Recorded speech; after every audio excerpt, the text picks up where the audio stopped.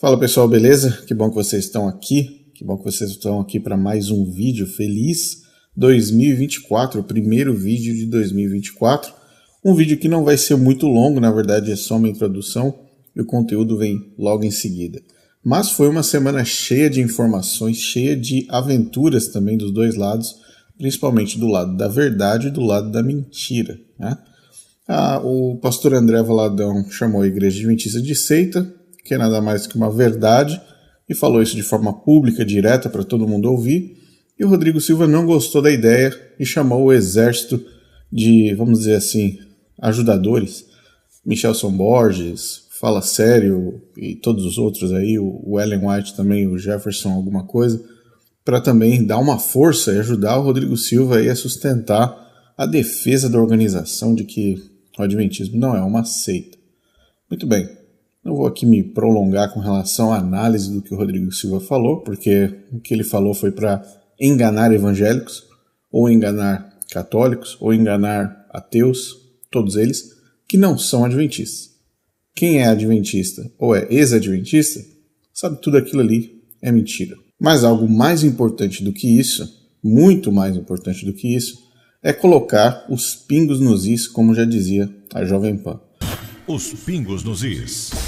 Uma coisa importante é a seguinte: Ellen White, na Igreja Adventista, ela é autoridade, ou seja, Ellen White é mais importante que Rodrigo Silva. Mas a verdade mesmo é que ela, como autoridade, é considerada uma profetisa que recebeu mensagens de Deus. Aliás, o Rodrigo Silva disse que Ellen White mereceria um título honoris causa, como teóloga, ou talvez uma grande pessoa no nome da teologia mundial. Acredite se quiser, ele disse isso. Olha só. Em que pese que os adventistas do sétimo dia acreditamos que ela tem um dom profético, eu vou deixar de lado esse detalhe do dom profético e vou analisar Ellen White apenas do ponto de vista de uma escritora. Como escritora, ela mereceria um título honoris causa de doutora em teologia. Ela mereceria um título honoris causa de doutora em teologia só pelo que ela estabeleceu o framework do grande conflito. Bom, como você acabou de ver da própria boca do Rodrigo Silva, ele defende a ideia de que Ellen White mereceria um título na área de teologia.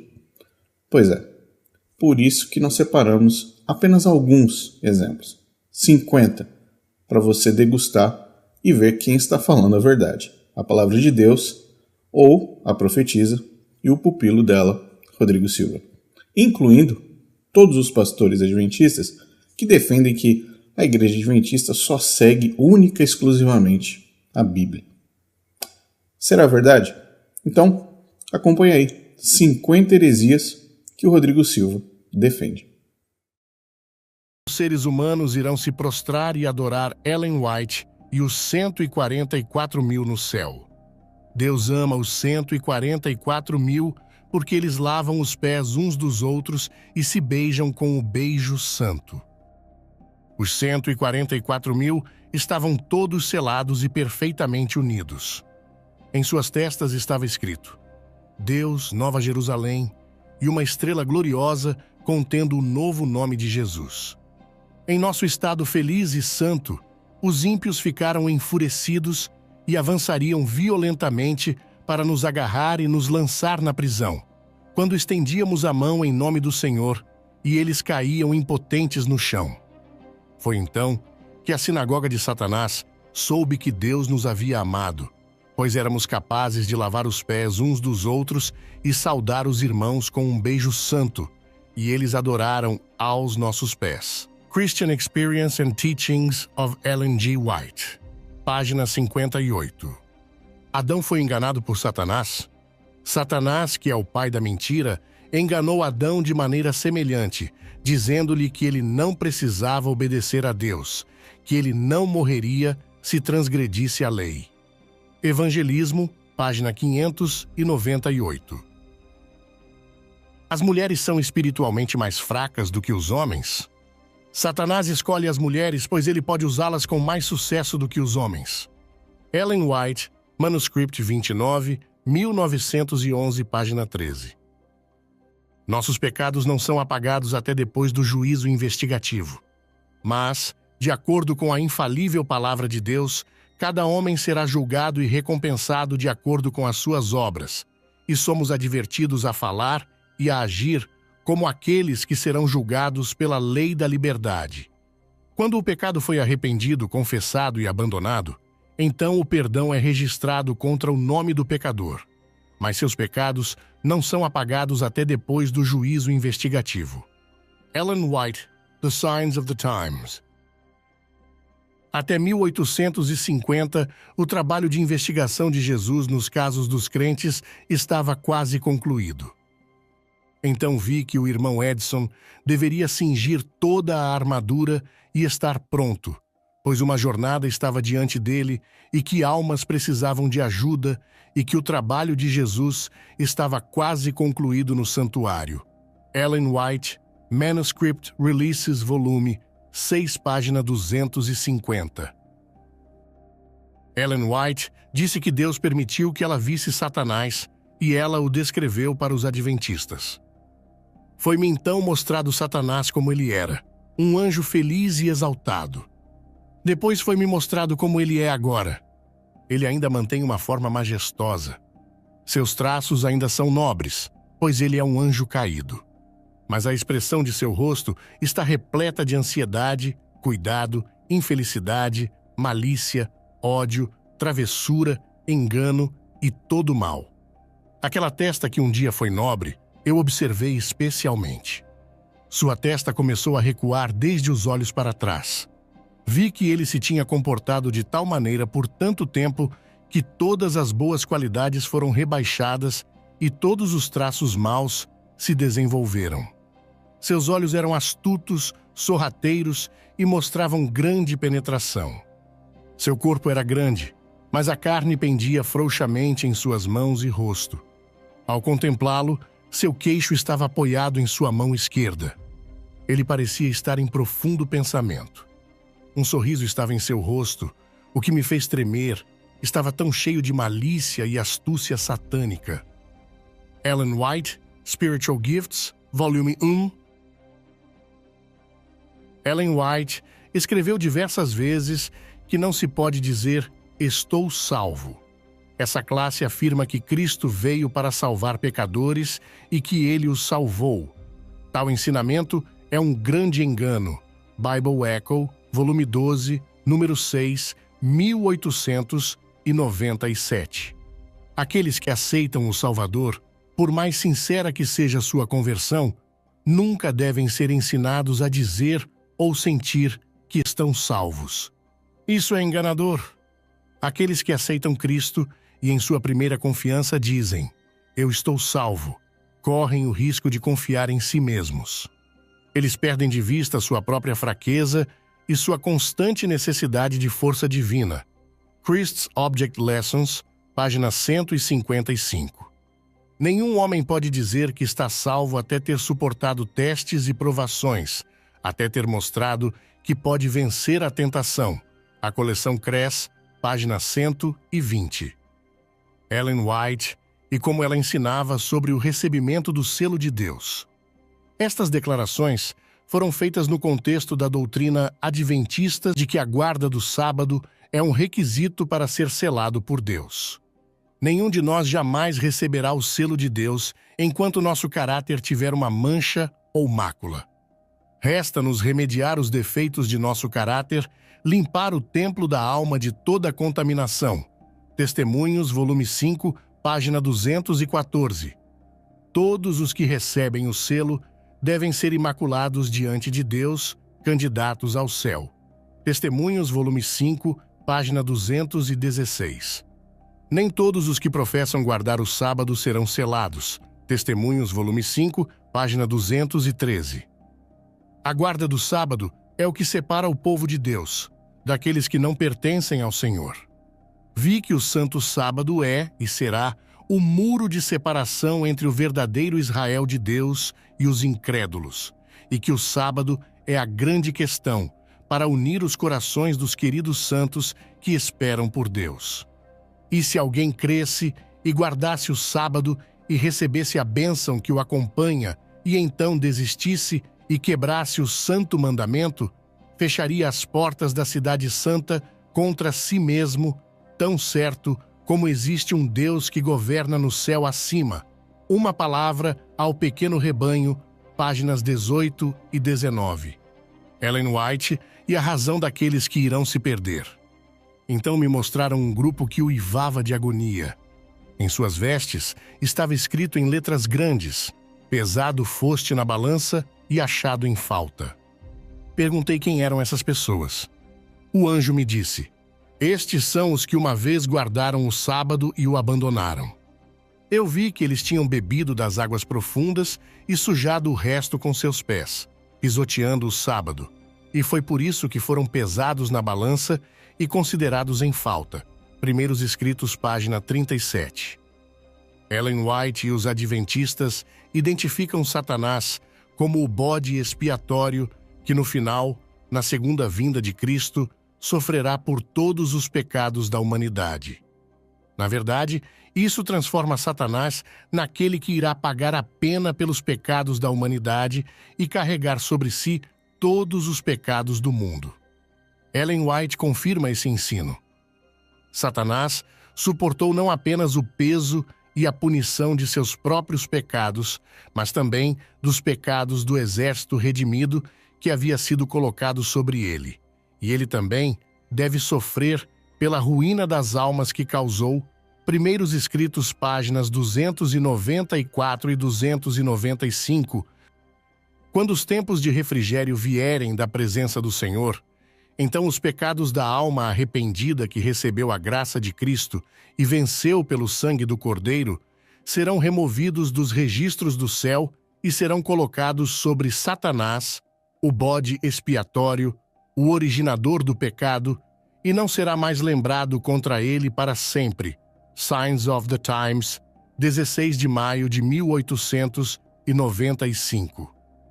Ellen White revela o sistema de segurança celeste e como Deus pode impedir que invasores entrem no céu. A perfeita ordem e harmonia na Cidade Santa.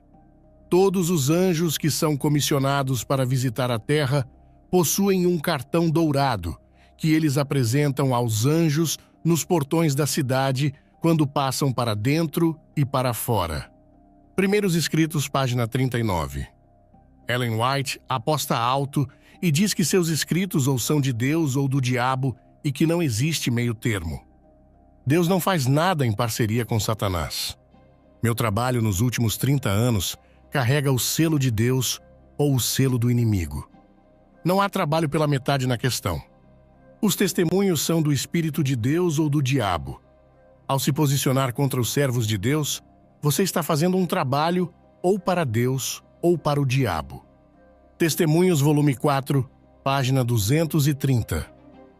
Ellen White afirmou que algumas raças humanas presentes hoje são o resultado da reprodução entre humanos e animais. Todas as espécies de animais criadas por Deus foram preservadas na arca. As espécies híbridas, que não foram criadas por Deus e resultaram da amálgama, foram destruídas pelo dilúvio. Desde então, ocorreram cruzamentos entre humanos e animais, como pode ser observado na grande variedade de espécies de animais e em certas raças humanas. Ellen J. White, 1860. Spiritual Gifts, volume número 4.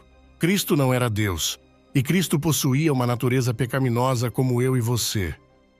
Não obstante os pecados de um mundo culpado terem sido colocados sobre Cristo, apesar da humilhação de assumir a nossa natureza caída, a voz do céu declarou o ser o Filho do Eterno.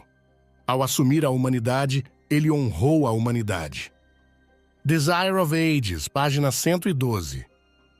Tendo tomado a nossa natureza caída, mostrou o que ela poderia se tornar, aceitando a ampla provisão que fez por ela e tornando-se participante da natureza divina. Special Instruction relating to the Review and Herald Office. Estava na ordem de Deus que Cristo assumisse a forma e a natureza do homem caído. Spirit of Prophecy, volume 2, página 39. O grande trabalho da redenção só poderia ser realizado pelo Redentor assumindo o lugar do Adão caído.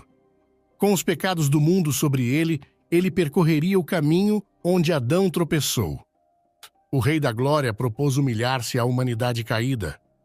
Ele assumiria a natureza caída do homem e se engajaria a enfrentar o forte inimigo que triunfou sobre Adão. Review and Herald, 24 de fevereiro de 1874. Ele assumiu a natureza humana caída e sofredora, degradada e profanada pelo pecado. Youth's Instructor, 20 de dezembro de 1900. Ao assumir sobre si a natureza do homem em sua condição caída, Cristo não participou minimamente do seu pecado. Signs of the Times, 9 de junho de 1898. Veja também manuscrito 93, 1893. Cristo assumiu a natureza do homem em sua condição caída. Jesus também lhes disse que ele deveria assumir a natureza caída do homem. Spiritual Gifts, volume 1, 1858, página 25. O Filho de Deus se humilhou e assumiu a natureza humana depois que a raça se afastou por 4.000 anos do Éden e do seu estado original de pureza e retidão. Quando Adão foi assediado pelo tentador no Éden, ele estava sem a mancha do pecado. Cristo, no deserto da tentação, ficou no lugar de Adão para suportar o teste que ele falhou em resistir. Cristo suportou os pecados e enfermidades da raça como eles existiam quando ele veio à Terra para ajudar o homem. Em nome da raça, com as fraquezas do homem caído sobre ele, ele deveria enfrentar as tentações de Satanás em todos os pontos em que o homem seria assediado. Review and Herald, 28 de julho de 1874, parágrafo 3. Estava na ordem de Deus que Cristo assumisse a forma e a natureza do homem caído. Spiritual Gifts, volume 4, 1864, página 115. Esta citação foi reimpressa em Spirit of Prophecy, volume 2, 1877, página 39. Também em Review and Herald, 31 de dezembro de 1872. A natureza divina, combinada com a humana, tornou-o capaz de ceder às tentações de Satanás. Aqui o teste para Cristo foi muito maior do que o de Adão e Eva. Manuscrito 57, 1890. Teria sido uma humilhação quase infinita para o Filho de Deus assumir a natureza humana, mesmo quando Adão estava em sua inocência no Éden. Mas Jesus aceitou a humanidade quando a raça havia sido enfraquecida por 4.000 anos de pecado. Como todo filho de Adão, ele aceitou os resultados do funcionamento da grande lei da hereditariedade. Desire of Ages, página 49. Ele assumiu sobre sua natureza impecável a nossa natureza pecaminosa, para que ele pudesse saber como socorrer aqueles que são tentados. Carta 67, 1902. Lançada em 1932 em Medical Ministry 181. Ellen White e a Teologia do Perfeccionismo Adventista, a pregação da possibilidade da ausência de pecado e os méritos humanos para o céu. Assim como o Filho do Homem foi perfeito em sua vida, assim seus seguidores devem ser perfeitos em sua vida.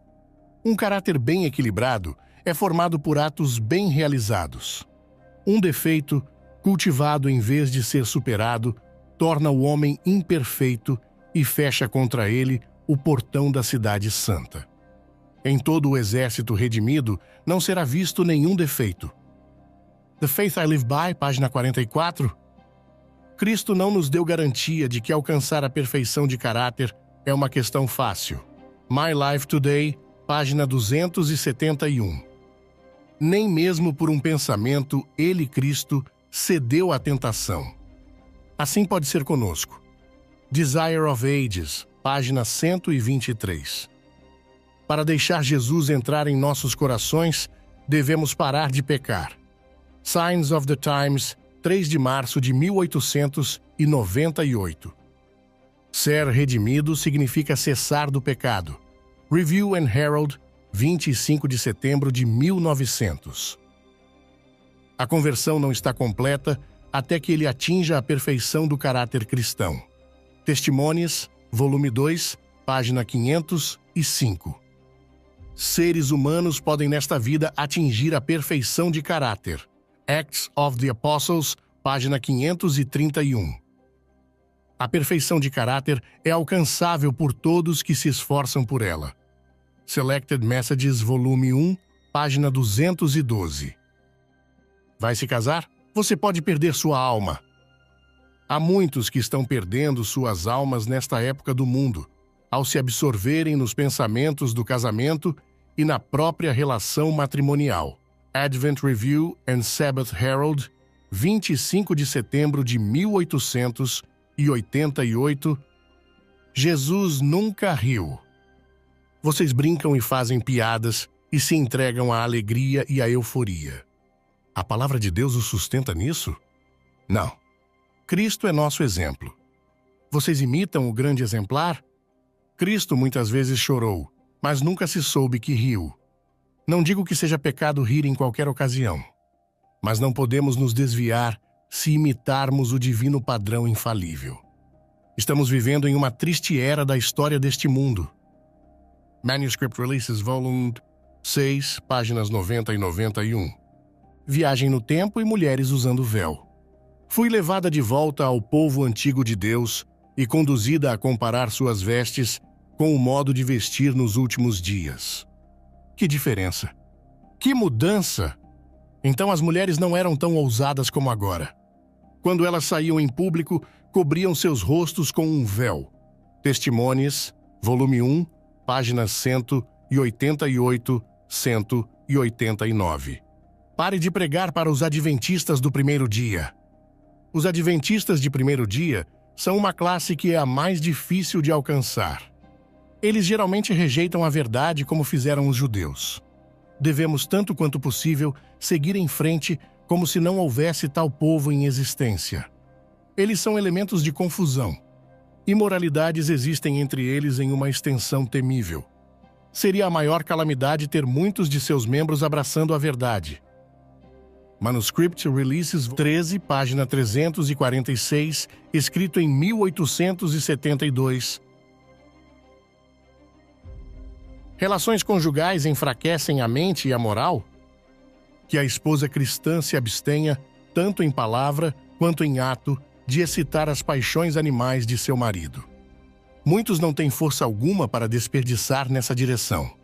Eles já enfraqueceram seus cérebros e minaram suas constituições desde a juventude pela gratificação de suas paixões animais. Abnegação e temperança devem ser as palavras de ordem na vida matrimonial. Então, quando as crianças nascem para os pais, elas não serão tão propensas a ter os órgãos morais e intelectuais fracos e os animais fortes. O vício nas crianças é quase universal. Não há uma causa? Quem lhes deu o carimbo de caráter? Solemn Appeal, página 178, 1870. Pare de ter filhos. O tempo é e tem sido por anos que trazer filhos ao mundo é mais uma ocasião de tristeza do que de alegria. Satanás controla essas crianças e o Senhor tem pouco a ver com elas. Chegou o tempo em que, em certo sentido, aqueles que têm esposas sejam como se não as tivessem. Manuscript 34, 1885. Escravos e a vida após a morte. Deus não pode levar o escravo ao céu, que foi mantido na ignorância e degradação, sem saber nada de Deus ou da Bíblia, temendo nada além do chicote de seu mestre, e não ocupando uma posição tão elevada quanto os animais brutos de seu mestre. Mas ele faz a melhor coisa por ele que um Deus compassivo pode fazer.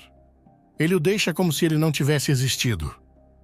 Spiritual Gifts, volume 1, página 193.